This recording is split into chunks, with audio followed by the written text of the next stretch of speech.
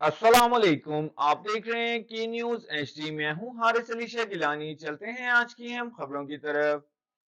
मुल्की और गैर मुल्की ताज़ा तरीन खबरों से बाखबर रहने के लिए हमारे साथ रहिए। रुक करेंगे रिनाला खुर्द का।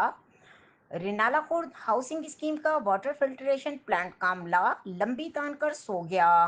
सुबह 5 से सुबह 8 बजे तक का है। वाटर फिल्ट्रेशन प्लांट को ताले लगे हुए हैं और अमला अपनी ड्यूटी से गायब। शहरी पानी की बूंद बूंद को तरस गए।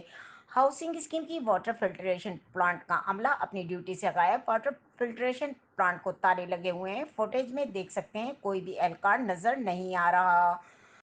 प्लांट को ताले लगे हुए हैं और शहरी पानी की बूंद बूंद को तरस रहे हैं। शहरियों ने deputy commissioner Okara Ahmad Usman Javed, assistant commissioner Renala Khurd और सीईओ बल्दिया से मुतालबा किया है कि लापरवाही और गफलत बरतने वाले एहलकारों के खिलाफ कार्रवाई की जाए जो अपनी ड्यूटी ईमानदारी के साथ नहीं करता। इस एहलकार की वजह से शहरी पानी की बूंद बूंद को तरस गए।